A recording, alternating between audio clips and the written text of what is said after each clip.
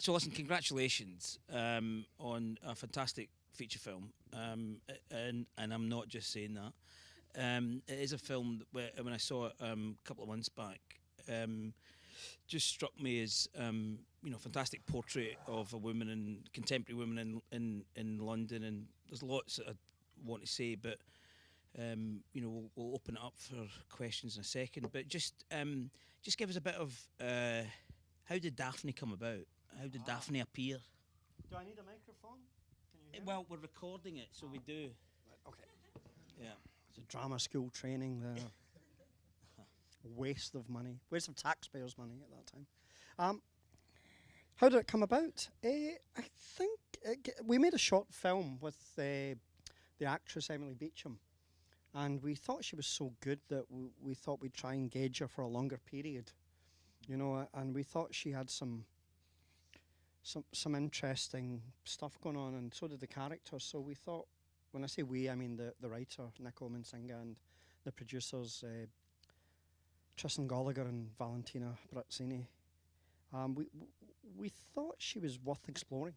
But was that improvised? The the sense of the character Daphne. No.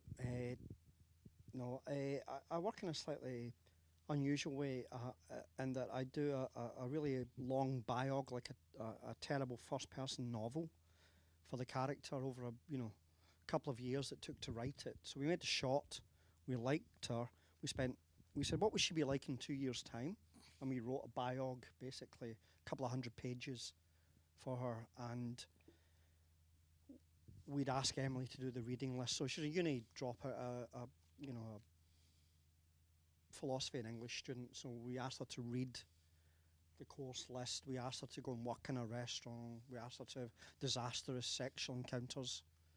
It's my favourite type, my only type.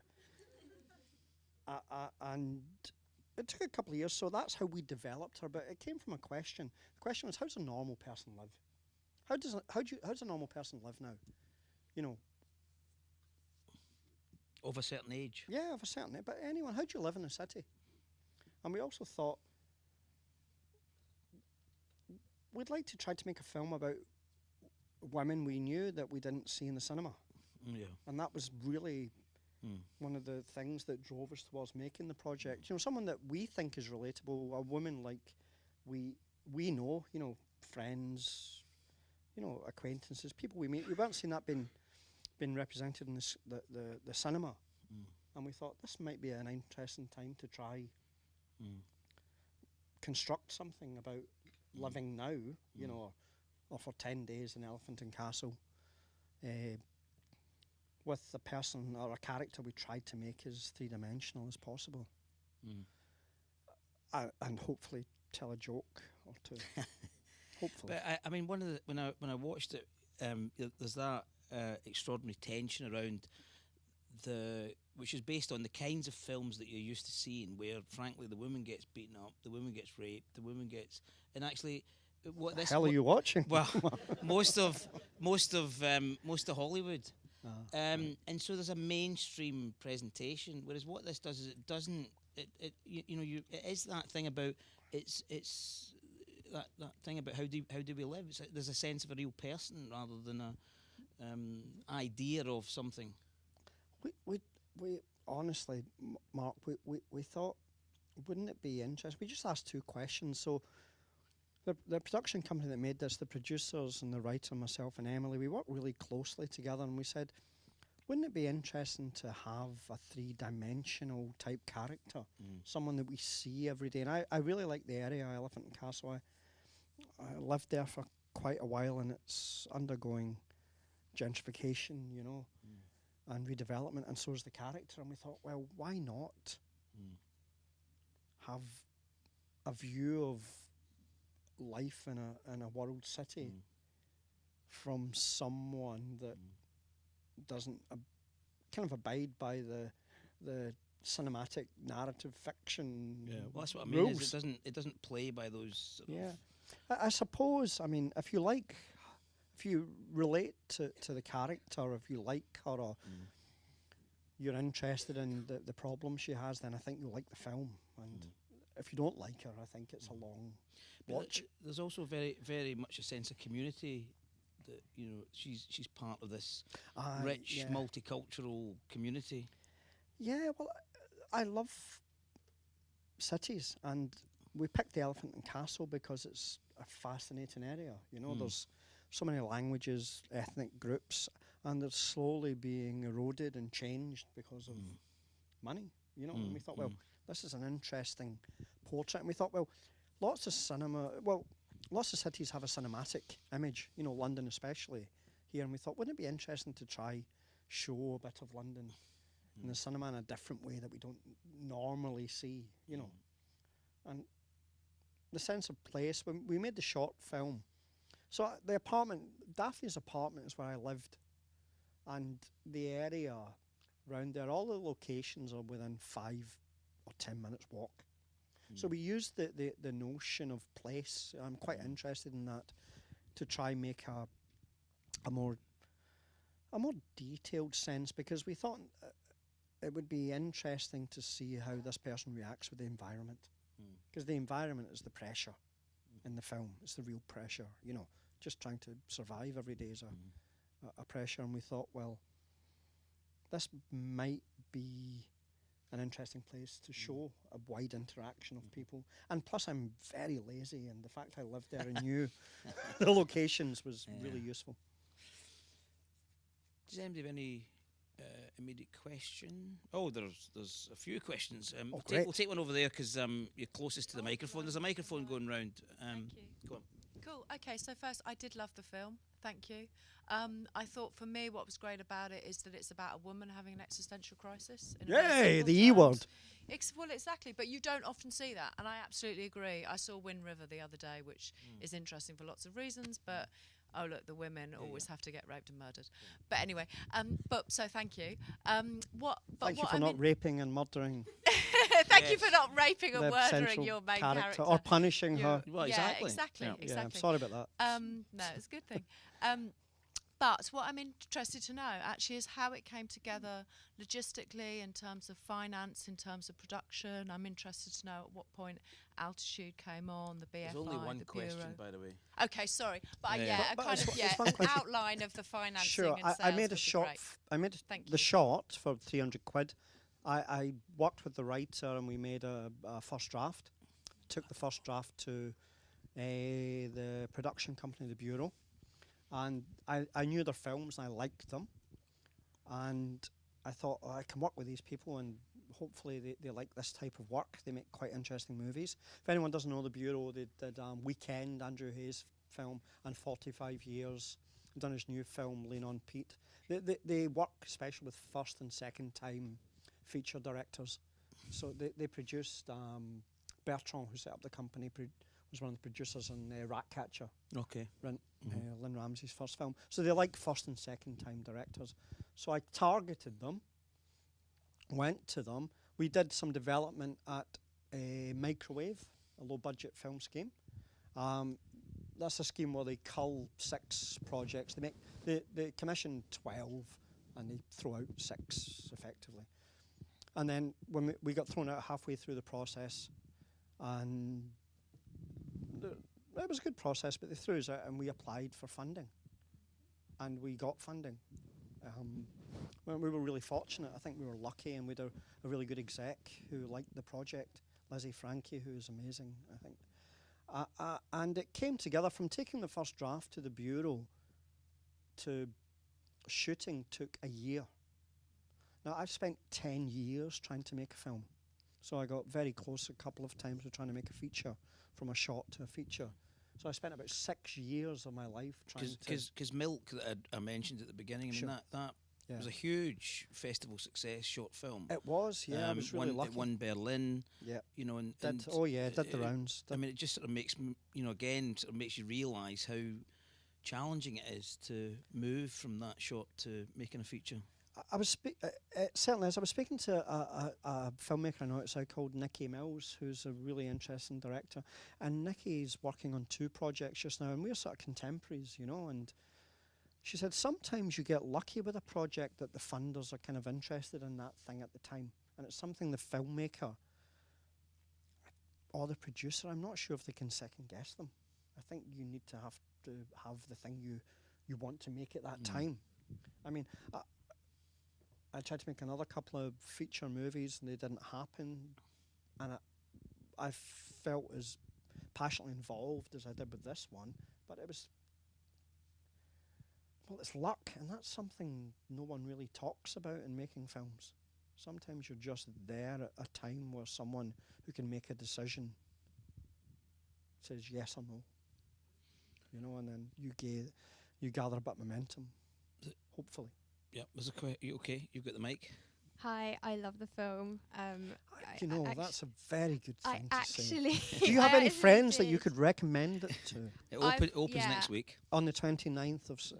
I'll pay for a ticket in Oh, London when I hurrah. go back. Yeah, no, I really loved it. And one of the things, I mean, I loved Emily's performance. It was just really beautiful. I just wondered just how, because for me, what I loved about it was the script, and the lines were great, but also the way reading between the lines and the performance in between, and how you gave her that space. And I just wondered, like, how did that, because you said that it was very collaborative. So when you were actually on set and you were doing the takes, did you, because there was so much prep, did you just let her do her thing, or how did you direct her performance? Sure, it's a really good question, and that what I tried to do is I tried to do all the prep with the actors in advance, so when everyone comes to set, they know the character. So I don't do many takes, and I don't rehearse anything. So they know the character, and we come on the set, we walk through, we light the room rather than lighting the actor, so they can go anywhere. I stole that from, Woody Allen. I stole that from. I also stole not doing many takes and allowing the actors to wander off. And Woody Allen says he stole it from Gordon Willis. Okay. You know, the idea came from him, but I'm sure it was around in the early 70s. Emily knew the character, and everyone who we had in, we'd done character work with them. So when they turn up on the set, they see the space, they walk through. We don't rehearse, we don't do a read through, we don't talk about anything, and we try not to do any more than 3 or 4 takes at the most, unless something goes wrong. So I like the freshness of that, and it's not really directing. I think Ken Loach had a brilliant thing about directing. You don't really direct actors, Ken Loach said, and I stole this definitely from him. You make a sort of channel for their performance to go round, you know. Yeah. This sort of thing happens over here, and there's this thing that chimes with what happened earlier, and we shoot in sequence. Okay, that's really. And I think cool. that's pretty important. If the actor knows what they're doing, then I know what I'm meant to be doing, and we all know where we are, you know. And Yeah, I think that's the directors I like in Britain especially who work in that way, you know, Peter Mullen, Mike Leigh, Ken Loach. I don't know if Lynn Ramsey does it, but shooting in sequence it's a gift, I think, for an actor and for a director too, if you can manage it. Yeah, it's brilliant. There was somebody else to hand up. I'm sure there was a third hand that went up. No. Okay. Any What's other? this fella here?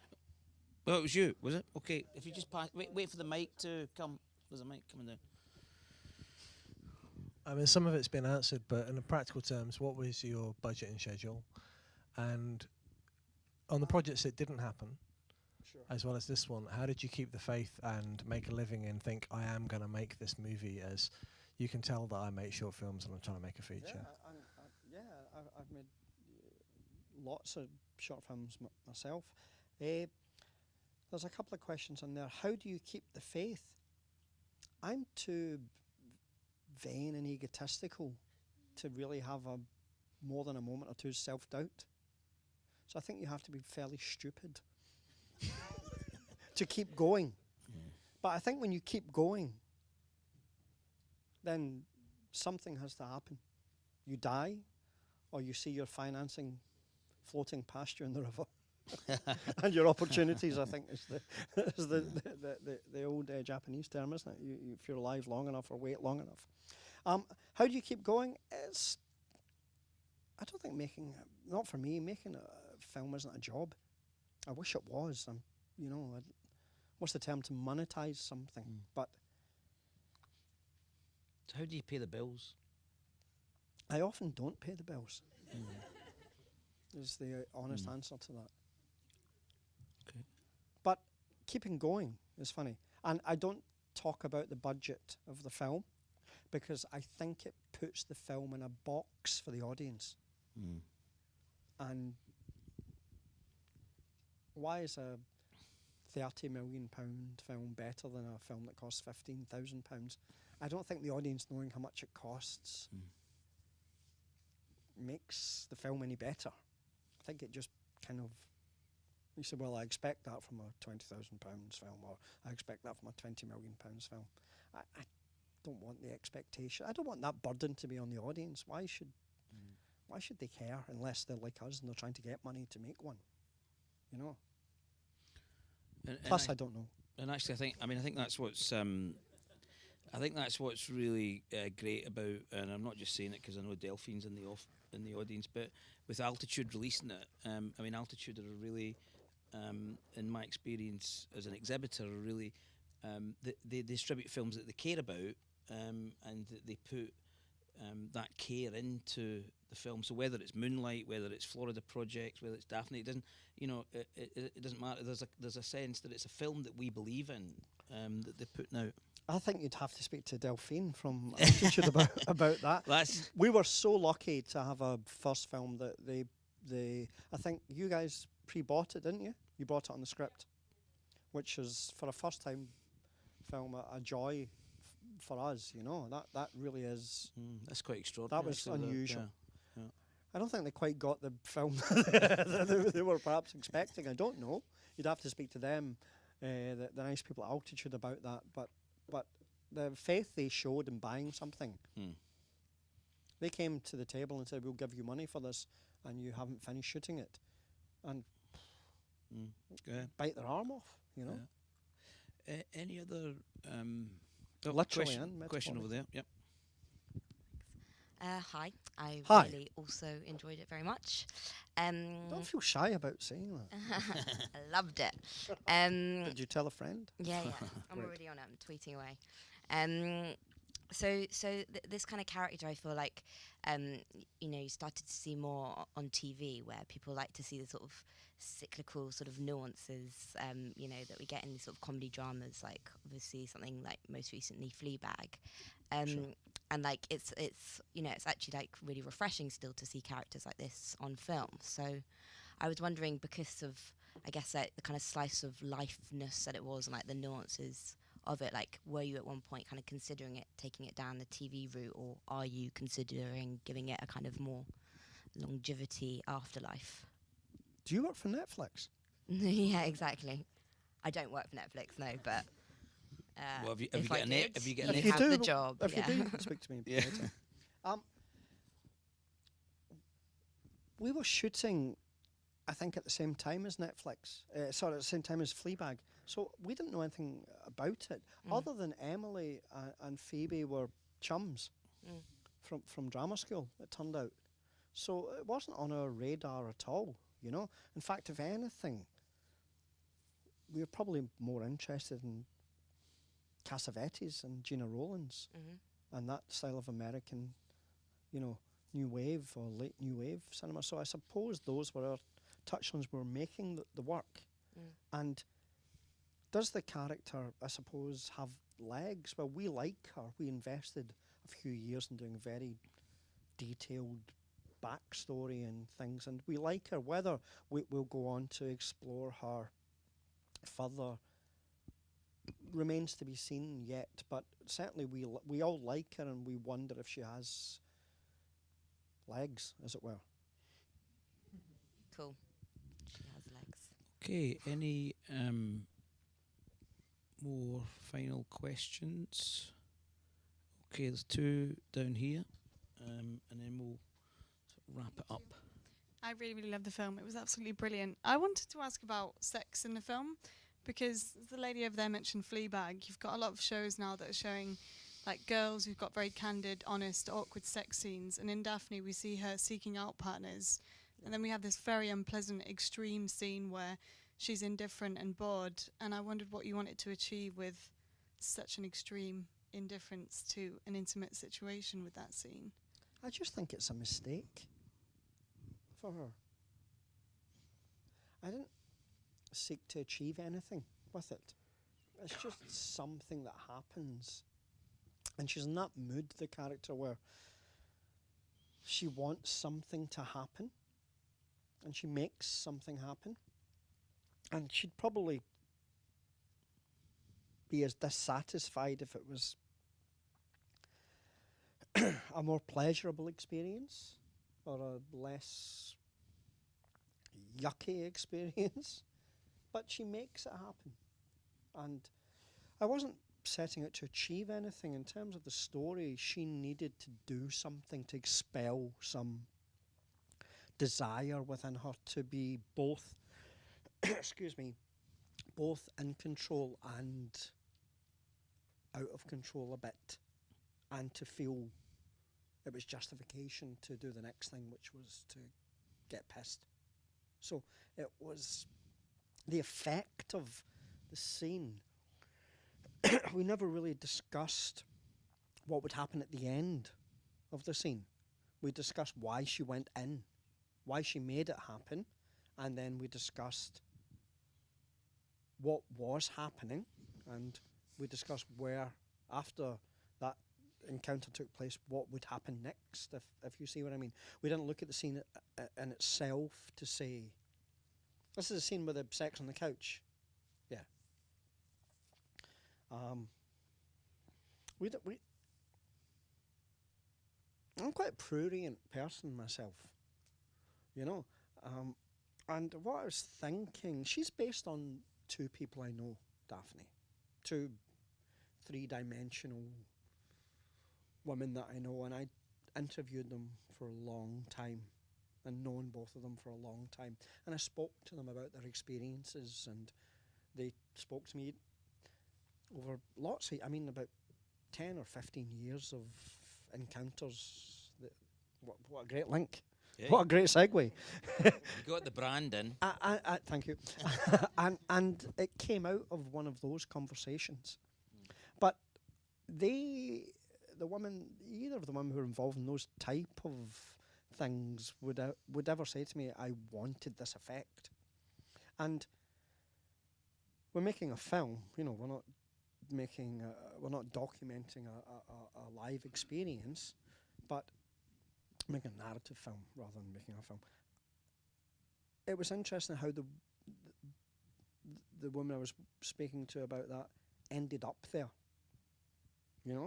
She demanded to have control, and she felt shit about what was going on in her life. So those two things fueled the scene, in a sense. It was a difficult scene to do. We never thought about the result of something. The thing we were interested in was asking a question in every scene and in the film. What the hell is she doing? Does that answer your question? Yeah. There's a question behind. Hiya. Again, absolutely adored the film. Adored Milk when I saw it a couple of years ago. And going back to something you said just recently, that it was based on people you knew. I know someone who could be a clone of Daphne, so it was also going back to the lady's comment who's just disappeared. It's really refreshing to kind of see that in a feature film as well. And just want to ask, what's next for you? Oh, I thought I was good at doing a segue. That's my segue. Final question. It's a good question. Thank you for the nice comments. I think everyone feels as if they have a pal who steps over the boundaries of the accepted rules. And we thought, wouldn't it be interesting to make a film about the person who didn't know it was her? She was the person that everyone says, oh, fuck, I know someone like that. And what are we doing next?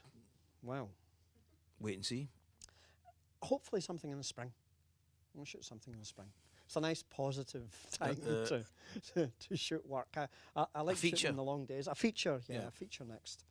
But I'd love to make a little short film soon, because I had a little idea the other day during a Q&A, actually 2 weeks ago, we were doing a Q&A and an event happened at the Q&A that inspired both the writer I work with and myself to say, we should make a film out of this little Q&A situation. Could everyone put their hands up for a sec? Both of them. Would you mind doing a bit of shit audience participation for me? There was someone in the last Q&A, I could only see one of his hands for a long time. Thank you. So I think that might be the next thing I'll make. I'll make a little short film about that. Well, hopefully we have a short film and animation festival that you can submit that to. Oh, great. Hopefully a future edition. Rather than a live action. Yes. But I just say thank you very much to Peter Mackie Burns. Thank you. Oh, cheers. Thanks for coming, everyone. And if you like the film, please tell your friends.